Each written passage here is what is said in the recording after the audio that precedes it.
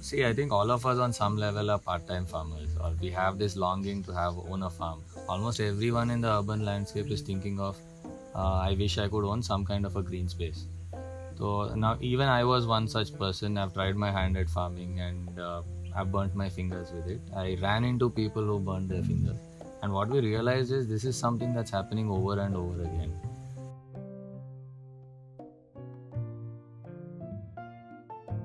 Typically, we are a very need-based organization. So normally, what happens is once people saw one farm working, we got requests that can you also do something here? I own this much land here. Can someone help us? So what we really need is there are some ground rules we follow. We need something that's very close to a city so that people can participate. Depending on where there is the strongest need from, like once we Hyderabad people, about 10 or 15 people had expressed that need, and I am from Hyderabad as well, so we decided to do something here, put a shout out, and more people came on board. Similarly with Coorg, more people from Coorg asked us, can you start something here? And we put a shout out again. And see, people ask, but there is a price point also associated with it. So we need about 10 or 15 people to start off with before we know where the land is or what farm we are going to work on. Once we have that group of 10 or 15, we call them the seed community. That's when a collective really starts off. Let me tell you about this, how we really plan things, because the management is something which requires lot of planning. So for us, if I look at around this area, this is quite rocky and it is undulating land. There are some hills, there are some valleys, there are some plain lands, there are some patches where the waters are. So what first we do is we look at the whole landscape. We try to see what is available in our land. We look at the various sloping areas where the water flow. So we first try to study the part, because it's not something I want to do here. It is something what land allows me to do here. So based on those coexisting principles, we first study the nature. Based on this, we have our experts who are on in the architect field, biome, which helps us in looking at the whole picture in designing the place. Then we have our permaculture team who try to see various activities in terms of economic, mixed economic, or total forest zones, a different kind of activities we can carry out. When this project came up to biome, it was quite interesting to look at the landscape and also the way Beforest was inclined towards retaining that landscape and that feel and experience of the forest as it is. And what inspired us to do an exercise where we find, so out of 130 acres, the exercise was to find minimum land to build. So that sort of derived our designing process. So this is a center structure. Manager's bungalow, current manager's bungalow is located here, which you can walk in 5 to 7 minutes. You're planning individual house is here, which is also will be creating road, but if you walk down this road, it will bring you to the center structure in 5 to 7 minutes.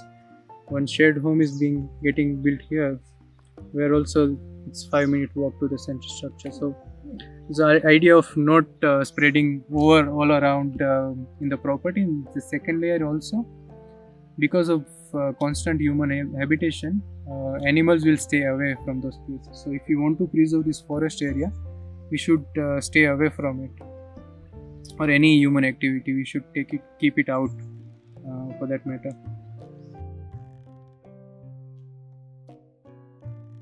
I think Beforest is sort of kickstarting that cycle where we are trying to reverse flow the talent pool also back to the villages, create some microeconomies there, so that there's enough opportunity for people to not really congregate into the city.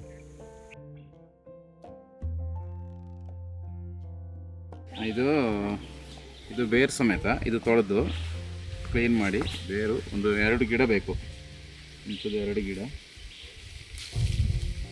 ಗಿಡ ಮತ್ತು turmeric ಹಸಿದೊಂದು 50 gram. ಆಮೇಲೆ ಇದು ಕರಿಜೀರಿಗೆ ಅಂತ ಹೇಳಿದ್ರೆ ಕರಿಜೀರಿಗೆ ಒಂದು 50 gram. ಮತ್ತು ಹಸಿ ಹಾಲಲ್ಲಿ ಇದನ್ನು ಚಂದ ಮಿಕ್ಸ್ ಮಾಡಿ ನೈಸ್ ಮಾಡಿ ಹಸಿ ಹಾಲಲ್ಲಿ 3 ದಿವಸ ಬೆಳಿಗ್ಗೆ ಕುಡಿಬೇಕು. For us, technology is just a tool that we want to use where it's required. So for us, where it is really required, where we are not able to manually or by nature, by natural cycle achieve the same thing, we are trying to introduce technology. A really good thing, a good example for the same thing is the way we've used soundscapes in Cool. Our team in Cool, which was doing the biodiversity study, is like the best of the best. Like they're the frontier scientists in that area. So what they have done is, instead of visually selecting or looking at what's available, what all birds and animals are there, camera trapping and all that everybody does, but these guys did something even more interesting. They recorded sounds over a span of I think 9 days or so, and then benchmarked it against something the same exercise 6 months later.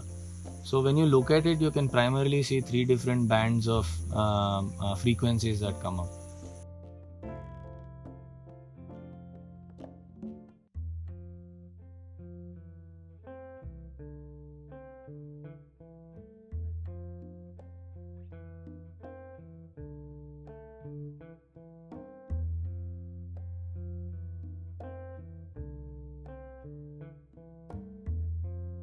This is a paradise for a naturalist. Not only that, can you see rare mammals, you can see rare birds, rare reptiles, aquatic life, and soil fauna as well. I've seen this Nilgiri marten.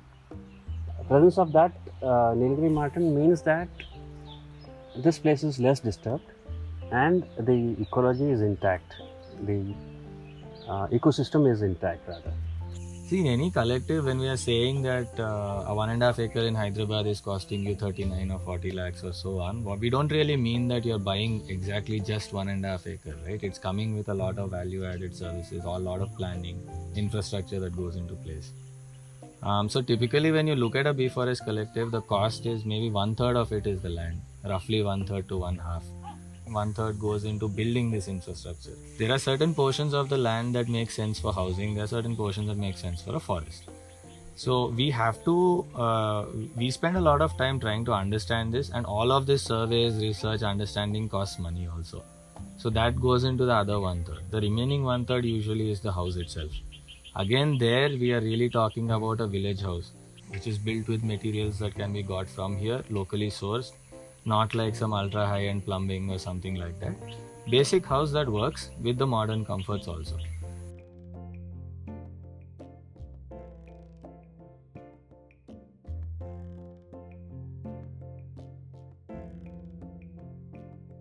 There was this paper or a story that was actually published as a paper, which is very interesting.